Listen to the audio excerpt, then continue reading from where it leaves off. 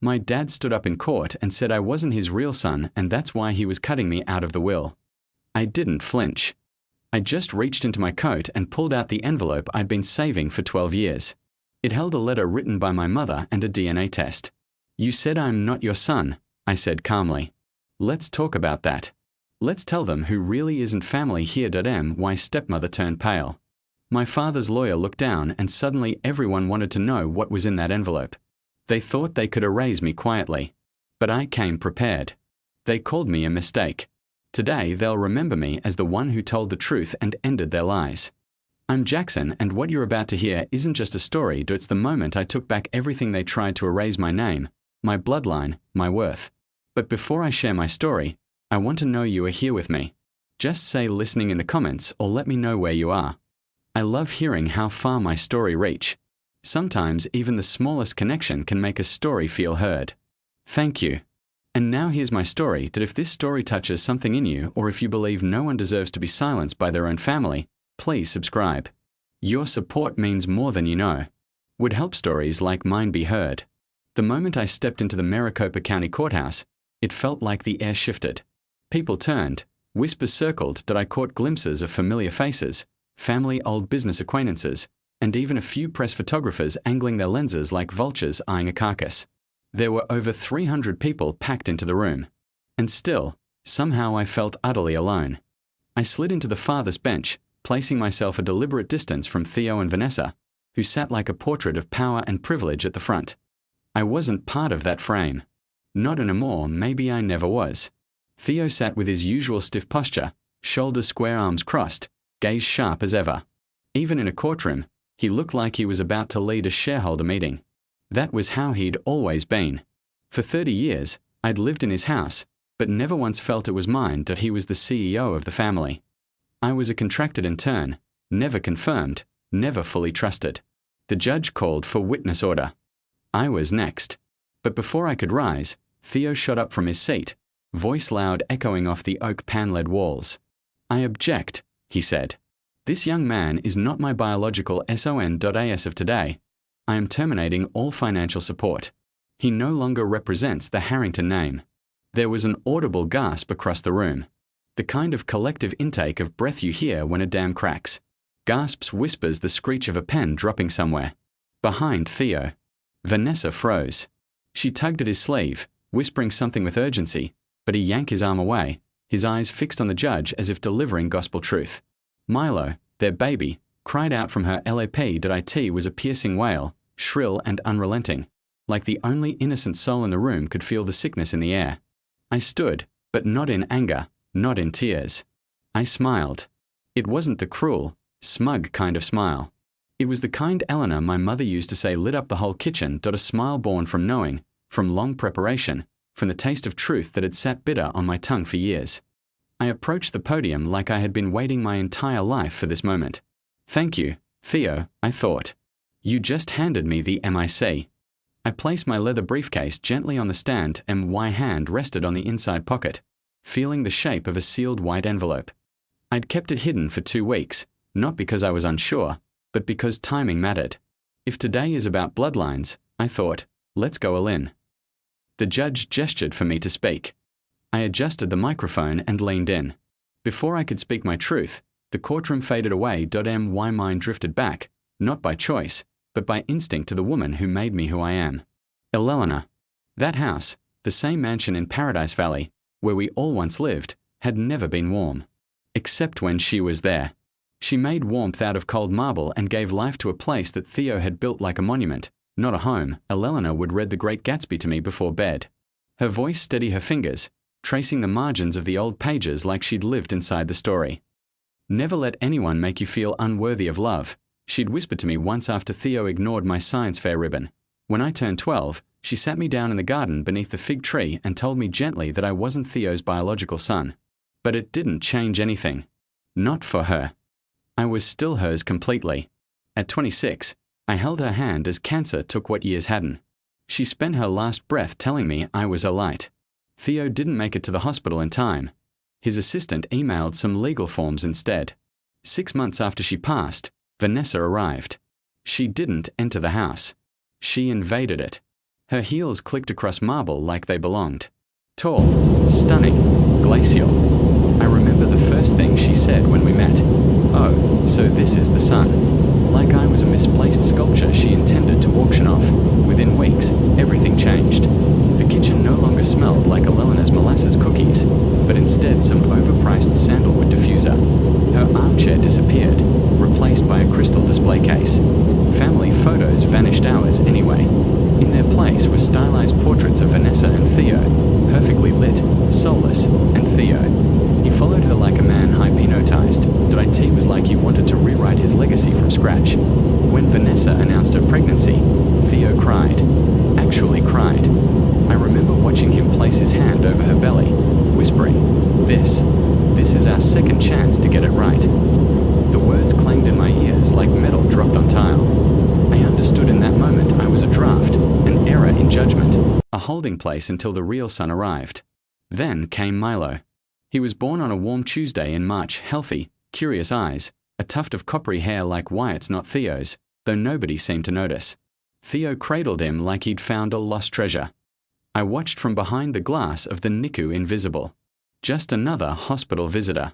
2 weeks later, I noticed Vanessa wearing Alelena's emerald ring, the one she'd promised to leave to me.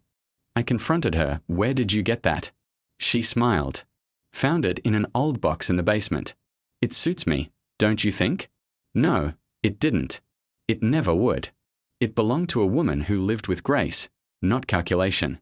That night, I stood alone in the main hall of the mansion. In the shadows, I found one of Eleanor's old photos, dusty, shoved behind a vase. Across from it hung a new framed image, Theo, Vanessa, and Milo. The official portrait, the future, the version of family I'd been scrubbed from. And yet, something within me didn't break. It burned. I remember standing there thinking, you can erase me from the walls, from the name, from the narrative, but you will never erase the truth, not from my memory, and not from this courtroom. And as I reached into my briefcase, the edge of that white envelope pressing against my fingers, I knew Alelena didn't raise me to disappear. She raised me to speak. Wyatt started showing up more often, always with a casual excuse. Just checking in on the portfolio, he'd say, or thought we could streamline the operations. Theo liked efficiency, but he never used to care about efficiency. Not when Eleanor was alive. I watched him cross the foyer one afternoon, a bouquet of kalalies in hand. Vanessa appeared just seconds later, tugging lightly at the ends of her hair, smoothing her blouse. She claimed she hadn't seen him in months, but when their eyes met just for a second, it felt like I was in the wrong room. Their silences were louder than their words. That night, I stayed late in the den, sorting tax forms. Around 1 a.m., the hallway light clicked on. I crept past the corner, stopping by the kitchen entry. The fridge cast a soft white glow. Vanessa was on the phone. Her voice was low, but agitated. "Stop sending the bears." Wyatt Theo might not notice, but he does, and Milo, he's not reading yet, but Jackson isn't an idiot. The next morning, I installed a voice recorder inside the smoke detector in the study. I started digging, pulling hotel records under the Harrington corporate account, transactions that never made it to the primary books. A boutique resort in Tybee Island booked under consulting services. Charges for champagne chocolates, children's toys. I knew what it meant, but I needed proof. That's when Theo's laptop crashed during a software update. He was yelling about it from the VAR. I took it quietly, copied the drive while reinstalling the system. What I found made my chest burn. A deleted email barely recovered from a local cache. Let him leave on his own. Humiliate him in front of them all. It's easier when the decision looks mutual. I didn't know who sent it, but it was forwarded by Vanessa. 3 days before Eleanor died, I went into Theo's office pretending to tidy up. Hidden in the mantel above the fireplace was the tiny camera Eleanor had once installed after the safe had been tampered with. Theo forgot it existed. She never did. I fast-forwarded through hours of footage. Then I found it. Vanessa and Wyatt on the Harrington leather sofa, a blanket thrown over Milo's sleeping form, their hands under the throw bodies too close, her head resting against his chest. I transferred the footage onto a secure USB, hid it in an old copy of The Great Gatsby, right beneath the paragraph where Gatsby said, "Can't repeat the past." Why? Of course you can. That night, I plucked a few hairs from Wyatt's brush in the guest bathroom. From Milo's pacifier, I dabbed a sample. From Theo's silver comb, a strand of grey. I mailed it to a lab in Asheville. Discreet, private, no questions. 5 days later, the result landed in my inbox. 99.9% match. Wyatt Harrington is the biological father of Milo Harrington. I printed 2 copies, sealed them in white envelopes. On the front, I wrote in black ink, "Truth from Eleanor." And for the first time in weeks, I slept with the door locked. I sat at the dining table, lights off the envelope in my hand like a loaded weapon. 2 nights passed and I still hadn't told Theo.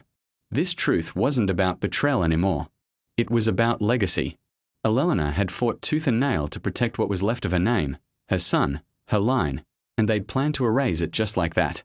I reread a passage from Gatsby before sunrise.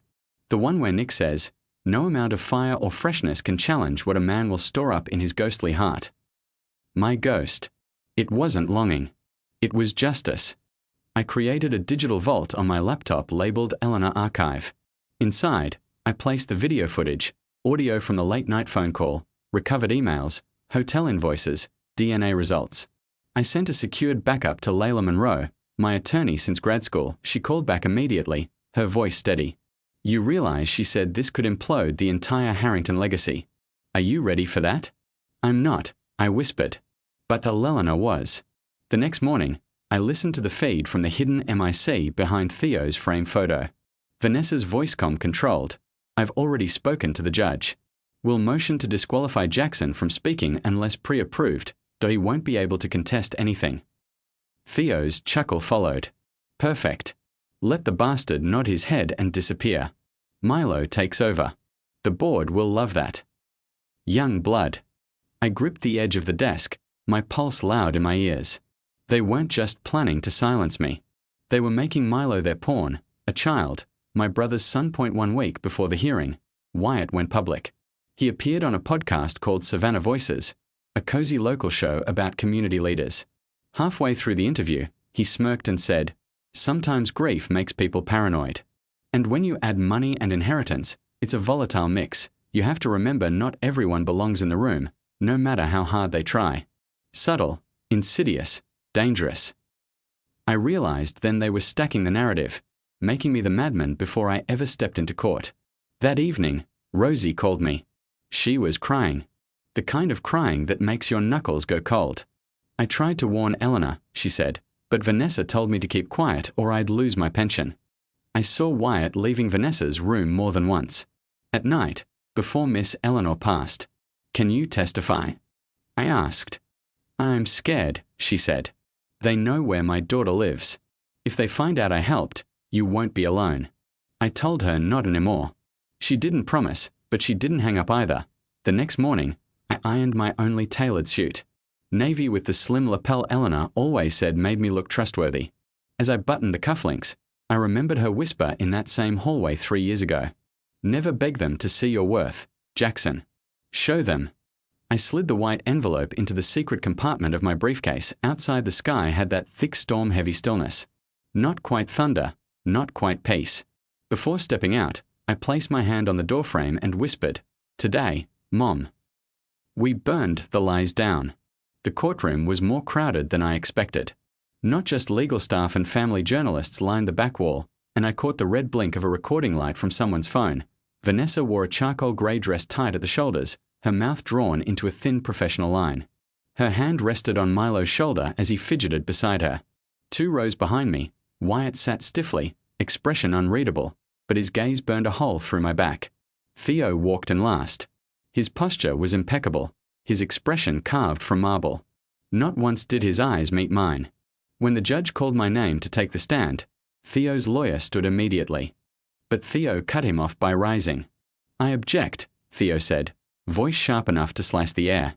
"This individual is no longer a legal heir. There is no blood tie. As of today, I am revoking all financial and legal support." The room fell into a stunned silence. Milo whimpered. Vanessa's hand gripped the chair tightly. She leaned toward Theo and whispered something rapid and low, but he didn't acknowledge her. Her composure cracked, not from compassion, but from fear. The judge glanced my way. "Do you have a response?" I stood. "Your Honor, if I may speak, I think the court deserves full transparency today." After a short pause and some legal murmuring, The judge granted me a few minutes as I stepped toward the center, the envelope in my hand firm against my palm. Theo is correct, I began. I am not his biological son.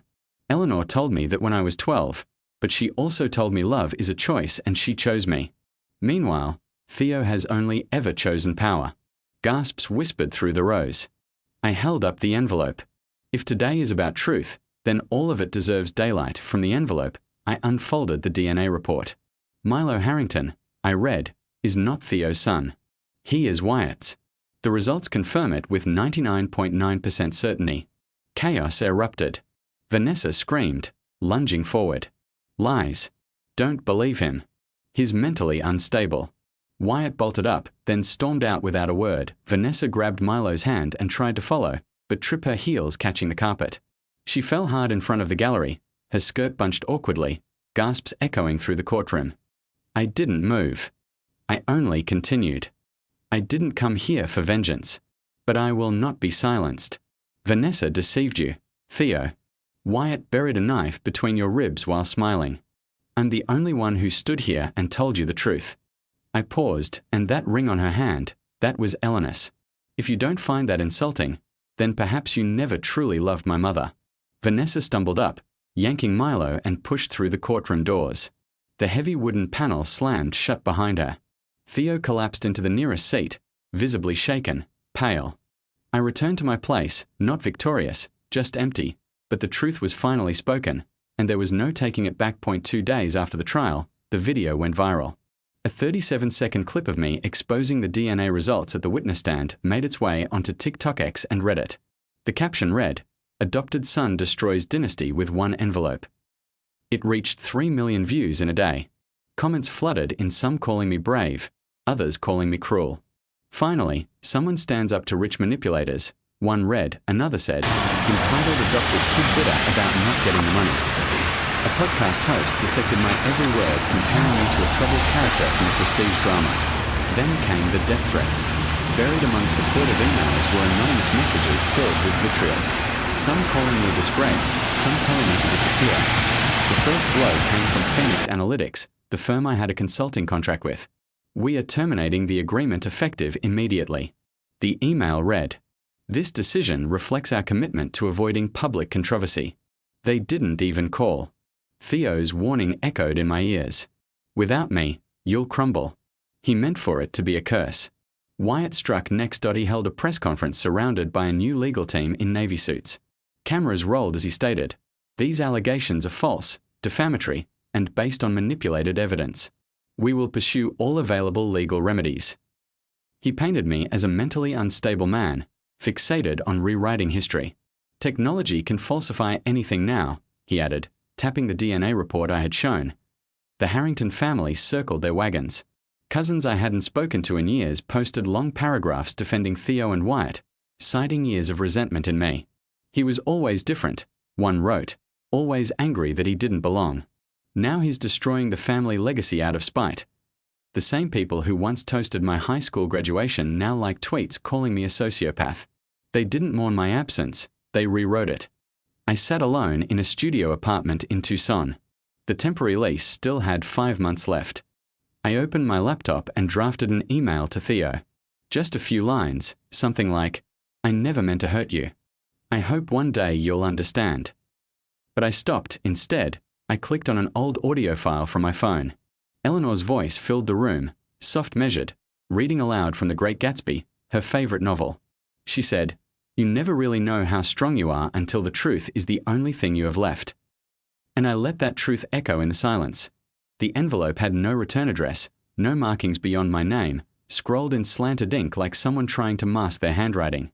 I held it with hesitation, my breath shallow as I peeled it open. Inside was a single photograph. Me and Eleanor Flower dusted on our faces, her hand resting gently over mine as we rolled dough in the warm afternoon light. Die team must have been taken through the kitchen window. I turned it over. Just 5 words in crooked, rushed handwriting. "She'd be ashamed of you." I dropped the photo. For a moment, everything inside me froze. My lungs forgot how to breathe. I knew that handwriting. I spent hours in Theo's office scanning documents before I left.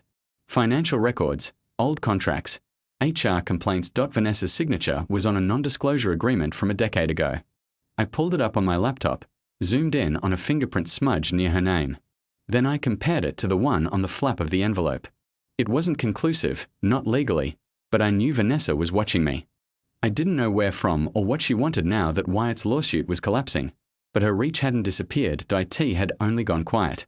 That was worse. I tried calling Rosie, the housekeeper, who knew too much. The number no longer worked. I drove to her neighborhood. Her apartment was empty. A neighbor, a retired nurse who used to wave at me every other morning, leaned over the fence. She was asked to leave, she said softly. Something about an incident with the Harringtons. Nobody told us more. They were still scrubbing away the people who remembered the truth, silencing them one by one. I felt the old weight settle back into my chest. That same pressure from the hospital from the night Wyatt told the nurse I wasn't Milo's mother, that I was confused, delusional. I wasn't delusional now. Isla showed up at my place that evening. She sat across from me, her eyes scanning the kitchen like she expected it to be bugged. If you wait any longer, she said, they'll flip the story. You'll be the bitter ex or worse, the unstable one who clung too hard to a dead woman's memory. I have evidence, I said. They can't twist that. She gave me a look. You think social media cares about evidence? You want to reclaim your name? Don't post it. Publish it. That night, I drove downtown to the offices of the Arizona Herald. The lobby was dim.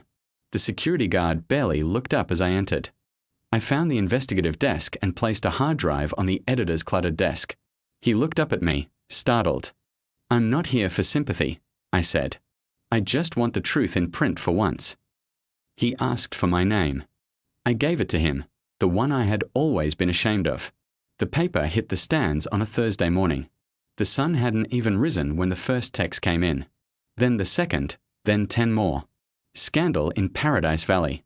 The Harrington family unmasked. The article was brutal. A bullet list of betrayal. Each section colder than the last. Screenshots of texts between Vanessa and Wyatt outlining how they'd split Theo's company once Eleanor was no longer a concern. Receipts from a boutique hotel in Sedona. Dated the same week Wyatt claimed to be at a fintech conference in Denver. Security footage. Wyatt holding Vanessa's waist in my kitchen. Milo's favorite toy, the stuffed lion, visible on the counter. And worst of all, audio. Vanessa's voice, sweet, calm, unmistakable. Wyatt's father will be here tomorrow. Honey, we'll have to tell Milo the truth eventually. The internet exploded. Justice for Jackson trended on X for 2 straight days. Local news stations aired exposes on Wyatt's past lawsuits, his financial manipulation of Eleanor's estate. A few national outlets picked it up, too. The Phoenix era scandal, they called it. By Monday, Wyatt's startup had lost 3 investors. Layla forwarded me a clip from court. His countersuit was thrown out. Lack of merit, authenticity of evidence confirmed by independent digital analysts. His empire of carefully curated lies had crumbled in 1 week.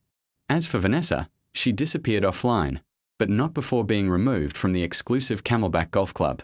Her trust fund accounts were frozen due to asset disputes. Today, an old cousin of Eleanor's filed a claim on the family heirloom ring Vanessa had been wearing, and one I didn't feel triumphant.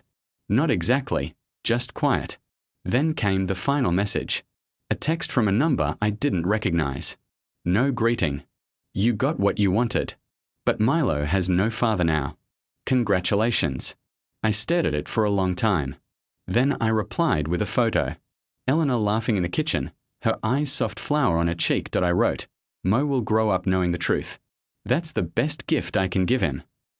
A month later, a friend from Yuma sent me a blurry photo. Theo standing outside a rundown motel, unshaven, hollow-eyed, alone.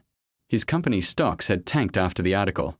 The board voted to replace him. An official statement from him. Just a letter written in careful cursive. I failed you as a father.